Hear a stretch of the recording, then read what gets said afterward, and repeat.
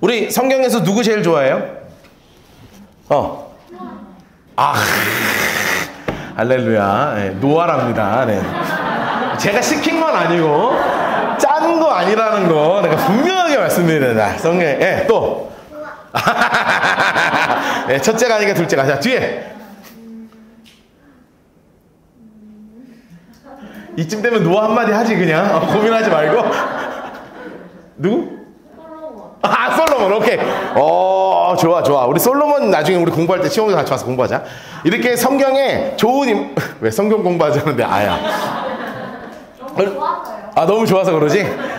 우리 성경에 진짜 좋은 인물들은 너무 많잖아요.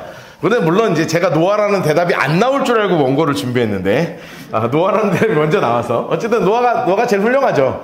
그런데 사실은 그 삶을 통해서 그 삶 속에서 하나님과 어떤 관계를 맺어야 되는지를 가장 멋지게 나타내는 분이 사실 있는데 그분이 누구냐 하면 다윗이라는 분이에요. 다윗. 정말 위대한 하나 이스라엘의 왕 다윗이죠. 제가 설교 때 다윗 얘기하는 걸 참 좋아해요. 근데 사울 왕이 죽었습니다. 사울 왕이 죽었다는 건 이제 더 이상 왕으로 이어갈 수 있는 사람이 없었다는 거예요. 요나단 왕자도 다 죽었고요. 살아남은 사람 하나 있었는데 무비보셋이라고 다리를 저는 사람이라 왕이 될 수 없는 상황이었어요. 자, 그러면 이제 진짜 모든 이스라엘이 다 알고 있었습니다. 뭐를 알고 있었냐면 다윗이 왕이 될 것을 다 알고 있었어요. 그러면 저 같으면요, 제가 그 기회를 잡잖아요. 그러면 저 같으면 발빠르게 움직일 것 같아요. 제가 성격이 좀 급하지 않습니까? 네, 이거 하면은 또 안 하면 또 안 하는데 하면이 훅 가요. 저 같으면 어떻게 할 것 같냐면 인수위원회 꾸려가지고 막 누구 너 이제 하고 너 뭐 하고 일로 오라고 모이라고 막 회의하고 이제 그렇게 할 것 같아. 그거 먼저 하고 이제 너 대관식 준비하고 너 어디 뭐 하고 알아봐라. 그러고 막 어디서 하자 그러고 막 계획 쫙 짜야죠. 그런데 정말 그래도 되는데요. 다윗이 내가 왕이 될 거라는 것을 안 그 순간 가장 먼저 한 게 있어요. 여러분 이게 진짜 신앙의 모습 아니겠습니까? 여기서부터 무엇을 하느냐가 이 사람의 신앙이 드러나는 거예요. 여러분 사무엘하 2장 1절 말씀을 보면 다윗이 그 상황에서 가장 먼저 한 것이 나옵니다. 같이 한번 읽어볼까요? 시작. 그 후에 다윗이 여호와께 여쭈어 아뢰되 내가 유다 한 성읍으로 올라가리이까 여호와께서 이르시되 올라가라. 다윗이 아뢰되 어디로 가리이까 이르되 헤브론으로 갈지니라. 여러분 보세요. 다윗이 내가 왕 될 거를 안 그 순간 가장 먼저 한 행동이 무엇입니까? 기도입니다. 하나님께 여쭈어 아뢰되, 이걸 뭐라고 우린 얘기해요? 기도한다 그러죠. 다른 거 준비할 수 있거든요. 사람을 누굴 만나거나 가장 중요한 미팅을 잡거나 아니면 아주 방탕한 사람이면 파티를 준비할 수도 있겠죠. 그런데 진짜 영성이 있었던 다윗의 삶에서 가장 중요했던 건 무엇이었냐면 내가 무엇을 하는 게 아니라 그 순간 가장 먼저 무릎 꿇고 하나님께 나아갔던 사람이 누구였냐면 바로 다윗이에요. 여러분 이게 바로 다윗의 영성입니다. 우리가 생각해야 될 게 참 있어요. 우리가 다윗에 대해서 정말 많은 것을 배워야 하지만 가장 다윗에게 배워야 할 가장 중요한 게 바로 뭐냐면 기도하는 거예요. 여러분 제가 빌립보서 강해를 이렇게 하면서 이런 말씀을 드렸던 거 혹시 기억하세요? 한번 따라 하실까요? 생각하면 무너지지만 기도하면 든든해집니다. 한 번 더. 생각하면 무너지지만 기도하면 든든해집니다. 여러분 이 말씀이 우리 마음속에 새겨지게 되길 주님의 이름으로 축복합니다. 여러분 생각이 참 많았겠죠. 다윗도 생각이 얼마나 많았겠어요. 이걸 어떻게 해야 되나 막 답답하기도 하고 기쁘기도 하고 정말 많은 생각이 있었을 텐데 생각을 멈추고 그 순간 무릎 꿇고 기도하기 시작하는 거예요. 근데 그게 왜 가능하냐 하면 지난주 우리가 방법의 문이라는 말씀을 나눴죠. 내 삶의 주인이 내가 아니라는 것을 깨닫는 거거든요. 내 삶의 주인이 내가 되어서 내가 원하는 방법대로 살면 남는 건 뭐냐면 베레스 우사만 남는 거예요. 그 땅에서 그냥 죽고 끝나는 거거든요. 그런데 다윗이 아는 거죠. 이제 더 이상 내 삶의 내 방법대로 살아가면 남는 것은 베레스 우사 곧 절망만 남지만 이제 이 절망이 아니라 내 방법이 아니라 하나님의 방법대로 살아가면 내 삶의 주인이 하나님 되시기에 하나님의 방법대로 이 땅 가운데 하나님이 원하시는 것대로 풀어져서 가장 놀라운 은혜의 삶을 살아갈 수 있다는 것을 깨닫기 시작하는 거예요. 하나님의 방법으로 살아가는 삶. 이것이 고백하게 되면 우리 마음속에 온전하게 딱 자리 잡게 되는 게 있어요. 그건 바로 뭐냐 하면 하나님 중심으로 모든 것을 살아가야 되겠다. 따라하겠습니다. 하나님 중심의 삶. 근데 우리가 잊으면 안 되는 게 있어요. 왜냐하면 원래 우리 인간은 별로 할 줄 아는 게 없다는 거예요. 할 줄 아는 게 사실 별로 없습니다. 태어날 때부터 짐승들은 이제 기어 다니기도 하고 뭐 먹기도 하고 그러죠. 근데 인간은 태어나면 할 수 있는 게 하나도 없습니다. 하나 있습니다. 그렇지, 우는 거예요. 처음부터 끝까지 웁니다. 애는 웃을 줄도 몰라요. 그냥 울어요. 빽! 와, 귀엽습니다. 너무너무 애기 우는 소리가 나면 너무너무 귀엽죠. 네, 너무너무 사랑스럽고 애 우는 소리만 들어도.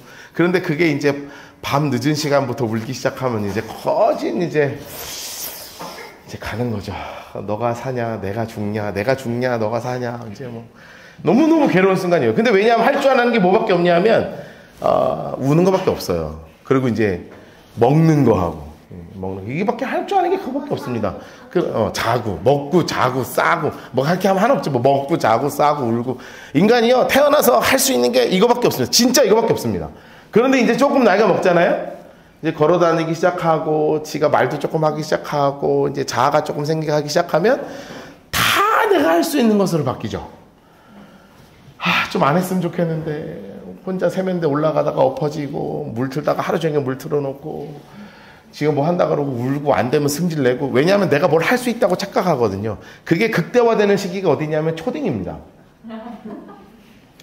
네, 아주 극대화되는 시기죠. 여러분 잘 모르지만 제가 초등을 키우고 있어서 아는데요.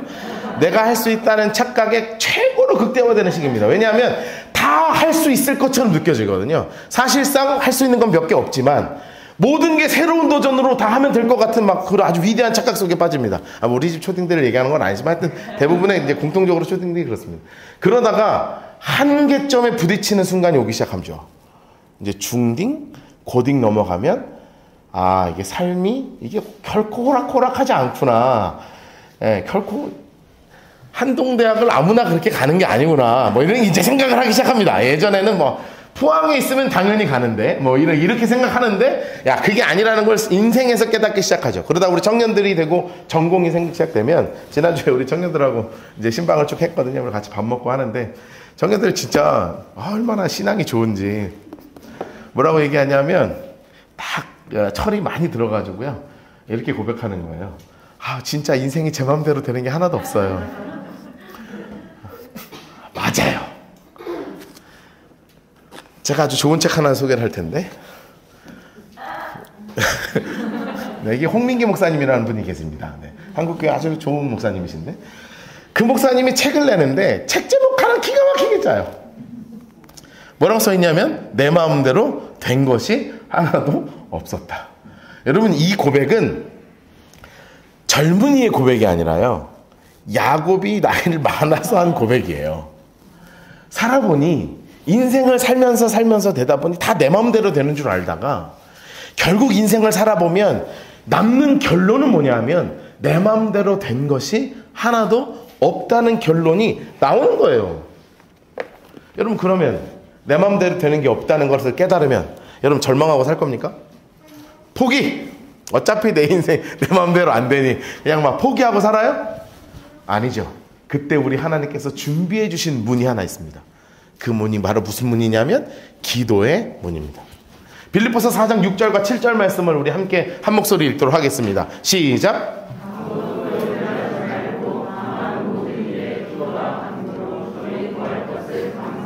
하나님께 아뢰라. 그리하면 모든 지각에 뛰어난 하나님의 평강이 그리스도 예수 안에서 너희 마음과 생각을 지키시리라. 아멘.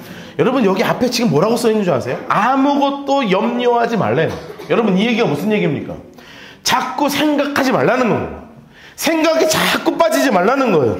생각하면 생각할수록 무너지니까 절망하게 되고 포기하게 되고 다 내려놓게 됩니다. 그래서 하나님께서 준비해 주신 게 뭐냐면 기도의 문을 열어주셔서 생각하지 말고 다만 모든 일에 기도하고 간구하면서 하나님께 내 구할 것을 아뢰며 나갈 수 있는 그 기도의 문을 열어주시는 거예요. 그러면 모든 지각에 뛰어난 하나님의 능력이 내 삶의 능력이 된다고 우리 하나님께서 약속해주고 계시는 거죠.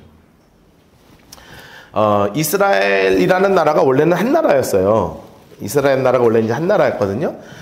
그런데 다윗 이후에 솔로몬 때까지 가고요. 그 이후에 두 나라로 갈립니다. 그래서 이제 북이스라엘이 있고 남유다로 갈려요. 이제 요거는 우리 열왕기를 공부하면 이제 쫙 정리를 할 거예요. 할 건 참 많은데 늘 얘기하자면 시간이 없습니다. 시간이. 네, 한 내후년 정도 하지 않을까 생각합니다. 열왕기. 그래서 북이스라엘과 남유다로 나뉘게 되는데 이 북이스라엘이 멸망을 해요. 언제 멸망하냐면 BC 기원전 722년에 멸망하는데 아수르로부터 멸망하게 됩니다. 근데 그때 남유다 왕국은 살아남는데 남유다 왕국의 왕이 누구였냐면 바로 그 유명한 히스기야 왕이에요. 여러분 생각해 보세요. 같은 위의 나라인데 멸망했어요. 근데 남유다는 훨씬 작거든요. 그러면 우리는 나라는 뭐가 되냐면 풍전등화한 거예요. 바람 앞에 촛불밖에 되지 않는 겁니다. 그냥 아수르가 훅 불면 날아가는 거예요. 실제로요 아수르가요 쳐들어옵니다. 굉장히 심각한 상황이 됐어요. 그래서 히스기야가 처음에는 우리랑 크게 다르지 않았습니다. 우리도 그런 상황이 되면 인간적인 방법 쓰죠. 막 방법도 찾아보잖아요. 어떻게 해야 될까? 히스기야가 그렇게 했어요. 어떻게 했냐면 성전에 있는 금하고 은을요 싹 베껴요. 그래서 그거를 조공으로 아수르 왕한테 갖다 바칩니다.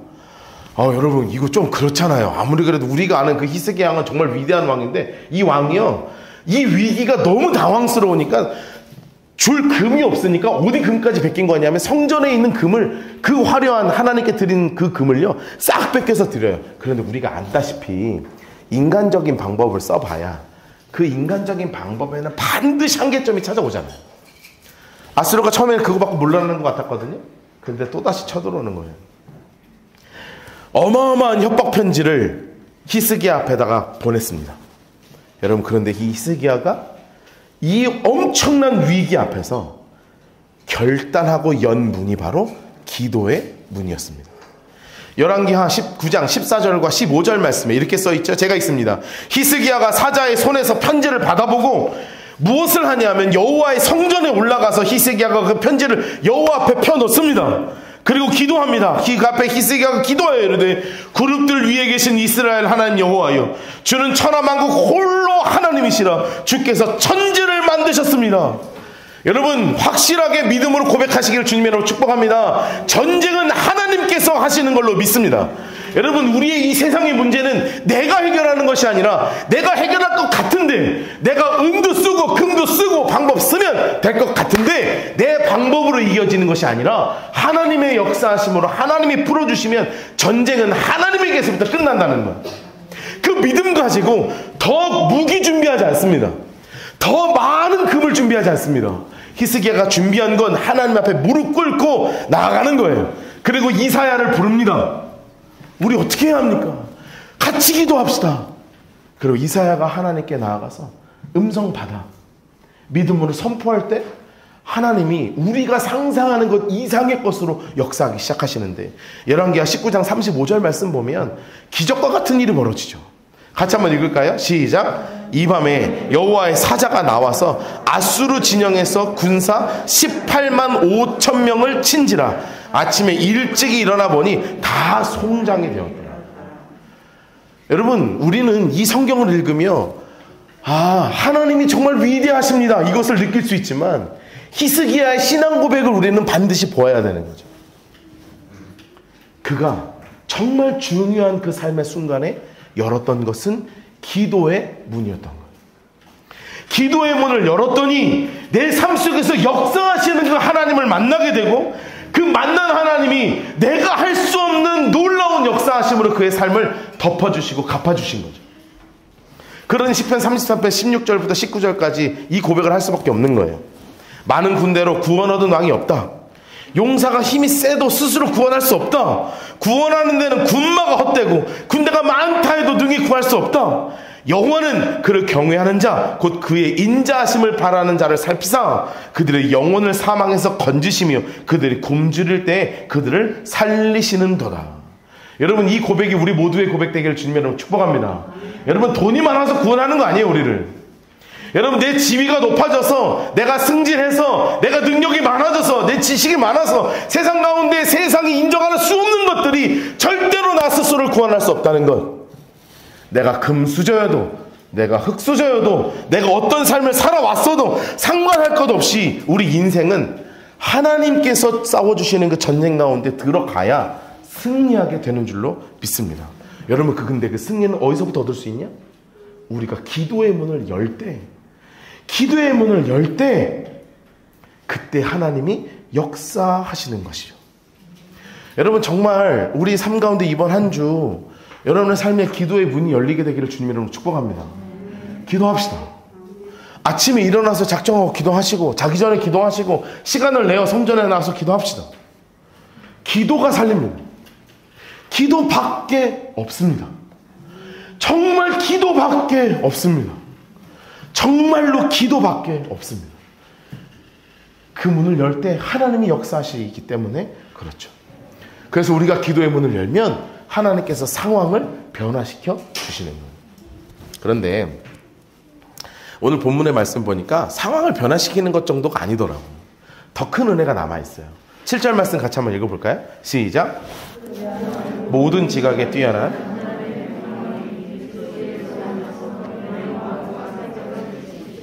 아멘, 아멘. 여러분, 기도하면 기도할수록 하나님이 이렇게 탁 잡아주시는 게 있는데요. 뭘 잡아주시냐면 내 마음의 중심을 탁 잡아주시는 거예요. 사실 우리 마음이 이렇게 흩어지잖아요. 막 흩어지거든요. 문제가 생기고 답답한 문제가 생기면 집중이 안 되고 이게 막 흩어집니다. 예, 공부해보신 분들은 더 확실하게 알죠. 이게 공부해보신 분들은 압니다. 공부를 안 해보셨습니까? 공부해보신 분들은 알아요. 이게 뭔가 문제가 탁 생기잖아요. 그럼 뭔가 집중을 못하고 이게 막 흩어져요, 생각이. 그래서 이게 잘 안 모입니다. 그런데 이런 것처럼 기도하지 않으면 우리의 삶의 문제들이 막 산발적으로 흩어져서 막 감당할 수 없는 문제처럼 느껴지거든요. 근데 잘 생각해 볼까요? 우리가 여기 비어 있잖아요. 여러분이 혼자 왔단 말이에요. 조용히 앉아요. 그리고 주님, 아니면 여러분의 기도의 골방에서, 아무도 없는 그 거실에서, 아무도 없는, 아니 나 혼자 있는 그 독서실에서 다른 것에 집중하지 아니하고 그 조용한 곳에서 눈을 딱 감고 주님, 이렇게 기도를 시작하면 어떤 일이 벌어지겠어요? 막 흩어져 있고 정신없고 복잡하고 감당할 수 없는 것처럼 느껴지는 그 문제들이 주님을 부르는 그 순간, 우리가 막 주야 이렇게 하지 않아도요, 뭐 빈 공간에서 혼자 주야 해도 좋지만 그렇게 하지 않아도 그냥 조용히 주님 이야기하는 그 순간 막 흩어져 있던 것들이 주님을 향해서 쫙 모이기 시작하거든요. 그러면 모이는 그 순간 무슨 역사가 벌어지냐? 내가 생각할 때는 감당할 수 없었던 그 큰 문제처럼 보였던 것들이 하나님의 눈으로 싹 보이기 시작하면서 엄청나게 큰 문제들이 하나님 앞에서는 아무것도 아닌 문제로 정말 쫙 모이기 시작하는 거죠. 왜냐하면 우리가 기도할 때 모든 지각에 뛰어난 그리스도의 평강이, 하나님의 평강이 그리스도 예수 안에서 내 마음과 생각을 지키시는 역사가 일어나기 때문에 그렇습니다. 뭐 이렇게 얘기하면 좀 웃긴데요, 마법의 주문 같은 거죠. 정말 아무도 없는 그 순간, 아무것도 생각하지 아니하고 예수의 이름을 부르는 그 순간 하나님께서 모든 지각에 뛰어난 하나님의 평강에 내 마음을 지키시는 역사가 일어나는 거예요. 그런데 그것을 넘어서서 이제 문제가 아니라, 더 이상 문제가 중요한 게 아니라 주님 앞에 기도하기 시작하면 내 안에 완악함이 보이기 시작하는 거예요. 내 안에 문제점이 느껴지기 시작하고 내 안에 이 정말로 연약한 모습들이 하나님의 은혜를 통해서 보이기 시작합니다. 여러분, 사도 바울이, 이번 주에 우리가 이제 성경 공부할 텐데요, 사도 바울이 다메섹으로 가는 길에 예수님을 딱 만나게 되죠. 내가 핍박받는 예수가 진짜 살아계신다는 것을 알고요, 아시죠? 그 순간 어떤 일이 벌어졌냐면 눈에 꺼풀이 생겨가지고요, 아무것도 보이지 않게 됐어요. 여러분, 솔직히 얘기해보세요. 이게 갑자기 일평생 보다가요 안 보이면 답답할까요, 안 답답할까요? 답답하겠죠. 그런데 제가 생각할 때는요, 너무나 행복했을 것 같아요. 왠지 아세요? 안 보여서요. 그동안 내 삶에 정말 나를 괴롭혔던 수없는 사도 바울이 갖고 있었던 수없는 삶의 문제들이 있었습니다. 그런데 이제는 아무것도 문제를 보지 않아도 되는 순간이 됐어요. 왜냐? 정말 보이지 않는 그 순간 예수님 붙잡고 3일 동안 주님과 정말 깊이 있는 기도의 시간을 가질 수 있었거든요. 사도행전 8장 9장 8절과 9절 말씀이 이렇게 써 있습니다. 사울이 땅에 일어나 눈을 떴으나 아무것도 보지 못하고 사람의 손에 이끌려 다메섹으로 들어가 사흘 동안 보지 못하고 먹지도 마시지도 아니하니라. 여러분, 먹지도 마시지도 못한 게 아니에요. 먹지도 마시지도 않았어요. 왜요? 주님과 기도하는 게 너무 좋아서요. 여러분, 그냥 안 한 거예요. 의지적으로 하지 않았습니다. 왜요? 기도해서 주님과 대화하는 게 너무 행복했거든요. 내 삶에 있는 모든 문제들이 누구에게로 모이기 시작하냐면 살아서 역사하시는 하나님께로 쫙 모이는 거예요. 그리고 났더니 내 안의 완악함과 내 안의 연약함과 내 안의 이 더러움이 완전히 보이기 시작하는 것입니다. 나를 깨닫고 나니 나의 모든 문제를 붙잡아 주시는 분은 주님밖에 없다는 것을 아니 얼마나 행복했겠어요. 그러니 담대하게 이렇게 고백하는 거예요. 디모데전서 1장 13절 15절에 바울 스스로 이렇게 고백해요. 내가 전에는 비방자요 박해자요 폭행자였으나 도리어 긍휼을 입은 것은 내가 믿지 아니할 때 알지 못하고 얘기했기 때문이다. 믿보다 모든 사람이 받을 만한 말이요, 그리스도 예수께서 죄인을 구하시려고 세상에 임하셨도다. 죄인 중에 내가 괴순이라. 여러분, 이 고백이 어떻게 생겼겠냐면 조용히 주님 앞에 기도할 때 깨달아지는 거예요. 원래는 제가 미웠거든요. 난 제가 너무 싫었어요. 이 문제가 생긴 상황이 너무 싫었어. 그래서 하나님이 이걸 좀 해결해 줬으면 좋겠어서 기도를 시작했는데 이 기도의 끝에는 뭐가 느껴지냐 하면 내가 죄인이야. 내가. 이 기도의 끝에는 내가 문제다. 내가. 그리고 나서 고백할 수밖에 없는 거예요. 그런데 요즘 제가 이런저런 강의를 듣는 걸 좋아해서 이런저런 강의를 듣다 보면 세상에서 요즘 유행하는 말이 하나 있습니다. 그게 뭔지 아세요? 내 안에 있는 너를 바라보라는 거예요. 너에게 집중해라. 그럼 너에게 집중하면 보이지 않았던 것이 보이게 되고 너가 너무나 소중해지기 때문에 너가 이 모든 어려움에서 이겨낼 수 있을 것이다. 뭐 이런 강의들이 굉장히 많습니다. 그런데 그 말 맞거든요. 그런데 기독교는요, 나에게 집중하는 것으로 끝나는 종교가 아니에요. 나를 바라보기 시작하잖아요. 근데 누구의 눈으로 바라보는 거냐면 하나님의 눈으로 나를 바라보기 시작하면 그 끝에 보이는 게 있는데 그 끝에는 나를 사랑해 주시는 주님이 보이기 시작합니다. 갈라디아서 2장 20절 말씀을 같이 한번 읽어볼까요? 시작. 내가 그리스도와 함께 십자가에 못 박혔나니 그런즉 이제는 내가 사는 것이 아니요 그리스도께서 사시는 것이라. 이제 내가 육체 가운데 사는 것은 나를 사랑하사 나를 위하여 자기 자신을 버리신 하나님의 아들을 믿는 믿음 안에서 사는 것이라. 아멘, 아멘. 세상은 이야기하거든요. 너한테 집중하라고요. 그런데 성경에서 뭐라고 이야기하냐면 기도하면서 나를 바라보기 시작하면 내가 보이는 것이 아니라 나의 모든 것을 짊어주시고 나의 모든 것을 사랑해 주시는 예수의 십자가만 보이는 거예요. 여러분, 우리는 이 상태를 오늘 우리가 찬양한 예수로 충만한 사람이라고 이야기하는 것입니다. 여러분, 우리는 기도하면 늘 이런 생각을 합니다. 사실 제가 오늘 기도 말씀을 준비할 때 어떤 본문으로 하려고 그랬었냐면 너는 내가 부르짖으라. 내가 내게 응답하겠고 크고 은밀한 비밀을 너에게 알려줄 것이라. 이 본문으로 하고 싶었거든요, 처음에. 근데 말씀을 준비하면서 뒤집었어요. 물론 좋습니다. 크게 부르짖고 기도하면 하나님이 크고 은밀한 그런 일들을 우리 가운데 쏟아 부어 주십니다. 히스기야처럼 우리가 감당할 수 없는 문제 가운데 있을 때 하나님의 역사하심을 우리의 삶 가운데 반드시 역사해 주십니다. 그런데 우리가 기도한다는 것은 내 삶의 문제를 해결하는 것이 아니라는 거예요. 기도한다는 것은 내 안에 나의 더러움을 바라보고 내 안에 이 더러움을 해결하실 수밖에 없는 그 예수를 바라보게 보고 예수를 바라보면 나를 사랑하시는 그 주님의 십자가를 바라봐 예수가 내 안에 충만한 주님과 정말 깊이 있는 믿음의 관계를 맺는 주님의 사람으로 우리가 바뀌게 되는 것이 과정이 바로 기도라는 거예요. 여러분, 그래서 이번 한 주간에 여러분의 삶 가운데 기도가 살아났으면 좋겠어요. 여러분의 삶의 한 주간 정말 기도로 충만해지기를 주님의 이름으로 축복합니다. 기도의 골방을 만드십시오. 기도의 장소를 만드십시오. 그 장소는 어디든 괜찮습니다. 출퇴근 시간이 긴 사람은 그냥 출근길 버스 안에서, 출근길 운전대 안에서 그 장소가 여러분의 기도의 골방이 되기를 주님으로 축복합니다. 시간이 있으신 분들은 여러분의 집의 거실이, 여러분의 집의 탁자가, 여러분의 집의 책상이 여러분의 기도의 골방이 되기를 주님으로 축복합니다. 여러분들에게 비밀번호를 알려드렸잖아요. 여러분, 이곳이 여러분의 기도의 골방 되기를 주님으로 축복합니다.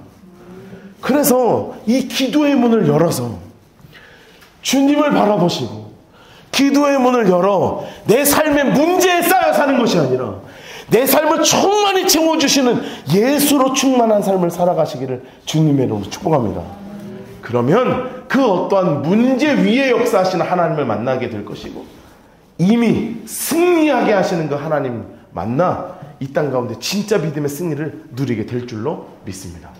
이번 한 주 여러분, 기도의 문을 마음껏 여십시오. 그리고 그 기도의 문 속에서 주님을 깊이 체험하며 예수로 충만하게 살아가는 우리 모두 되기를 주님의 이름으로 축복합니다. 우리 시간에 함께 찬양하면서 결단하며 나가도록 하겠습니다.